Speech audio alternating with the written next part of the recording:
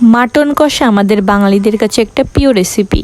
অনেকে অনেক রকমভাবে এই রেসিপিটি করে থাকেন, কিন্তু আমি এখানে একদম সহজ পদ্ধতিতে এবং ঘরোয়া মশলা ব্যবহার করে রান্না করা দেখাবো।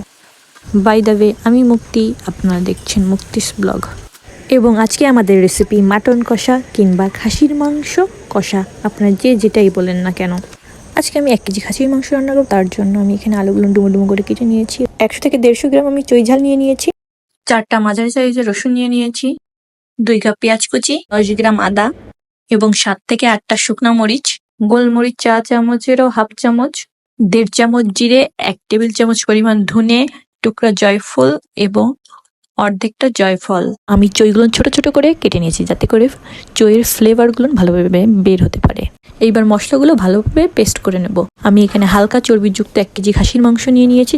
1 টেবিল চামচ পরিমাণ লবণ দিয়ে দিলাম এবং 2 চা চামচ পরিমাণ হলুদ দিয়ে দিলাম।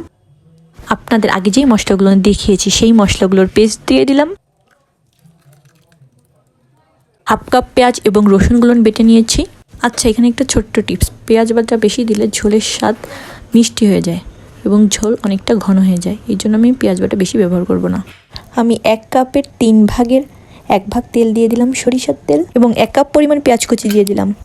আচ্ছা, এখানে একটা ছোট্ট টিপস, যখন মাংসগুলো ম্যারিনেট করবেন একটু প্রেশার দিয়ে ম্যারিনেট করবেন। এর ফলে মাংসগুলোর ভিতর মশলাগুলো ভালোভাবে ঢুকে যাবে এবং খেতে অনেক ভালো লাগবে। কড়াই গরম করে আমি এখানে খাঁটি সরিষার তেল দিয়ে দিলাম। চেষ্টা করবেন খাঁটি সরিষার তেল ব্যবহার করার, এতে করে খাবারের স্বাদটা দ্বিগুণ বেড়ে যাবে। আলুগুলো দিয়ে দেওয়ার পরে আমি এখানে হাফ চা চামচ পরিমাণ হলুদ দিয়ে দিব। বেশি হলুদ দিব না, তাহলে পুড়ে যাওয়ার সম্ভাবনা থাকবে। 1 চা চামচ পরিমাণ লবণ দিয়ে দিব, এতে করে আলুগুলো দ্রুত ভাজা হয়ে যাবে। রসুনগুলো আগে দিতে ভুলে গিয়েছিলাম, তাই এখন আমি রসুনগুলো ভেজে নিব। 1 চা চামচ পরিমাণ জিরে দিয়ে দিলাম। তেলের পরে বেটে রাখা বাকি রসুনটা দিয়ে দিলাম এবং কাজু বাদাম দিয়ে দিলাম এবং গোল করে পেঁয়াজ কেটে নিয়েছি, সেই পেঁয়াজগুলো তেলের পরে দিয়ে দিব। মশলাগুলো ভাজা ভাজা হয়ে গেলে ম্যারিনেট করে মাংসগুলো দিয়ে দিব।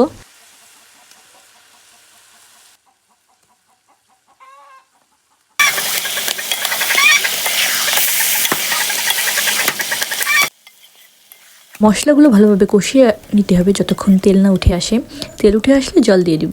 আমি এখানে একবারে জল দিব না, কয়েকবারে জল দিয়ে কষিয়ে কষিয়ে মাংসটা রান্না করব। এর ফলে মাংসটা দ্রুত সিদ্ধ হবে না, আস্তে আস্তে সিদ্ধ হবে এবং মশলাগুলো মাংসের ভিতর ভালোভাবে ঢুকে যাবে এবং মশলাগুলো ভালোভাবে রান্না হয়ে যাবে।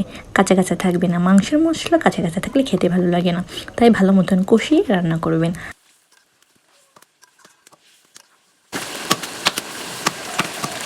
আমি এখানে কিছু কাঁচা লঙ্কা দিয়ে দিব।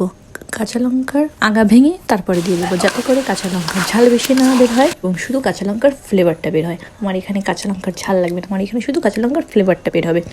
যদি কারো ঝালের প্রয়োজন হয়, সে পাতে মরিচটি ডলে খেতে পারবে। আমি গ্যারান্টি সহকারে বলতে পারি, খুলনার যে বিখ্যাত আব্বাসের হোটেলের চই ঝালের খাসির মাংস, সেইটার থেকেও দ্বিগুণ স্বাদের। ওইটা তো শুধু তেল আর তেল।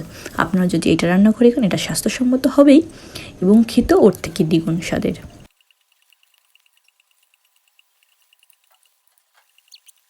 ঝোলটি নামানোর আগে আমি এখানে চেখে দেখে পরিমাণ মতো লবণ দিয়ে দিব। আপনারা আপনাদের পরিমাণ মতো লবণ দিয়ে দিবেন। দেখতেই পাচ্ছেন কত সুস্বাদু এবং কত টেস্টি। ঝোলের কালারটাও কত সুন্দর এবং মাংসগুলোও খুব নরম হয়েছে এবং খেতেও মারাত্মক টেস্টি হয়েছে। আপনারা অবশ্যই বাসায় একবার রান্না করে খেয়ে দেখুন। আমি গ্যারান্টি সহকারে বলতে পারি, আপনারা হোটেলে খেতে যাওয়ার কথা ভুলেই যাবেন। আমি নামানোর আগে 1 চা চামচ পরিমাণ গরম মশলার গুঁড়ি দিয়ে দিলাম। আপনারা চাইলে ঝোলটা একেবারে শুকিয়েও নিতে পারেন, তেল তেল উঠিয়েও নিতে পারেন, কিন্তু আমি এখানে ঝোলটা একটু রাখবো, কারণ আমরা ঝোলটা একটু বেশি পছন্দ করি। আজকের ভিডিওটি এই পর্যন্ত। সবাইকে অসংখ্য ধন্যবাদ আমার ভিডিওটি শেষ পর্যন্ত দেখার জন্য।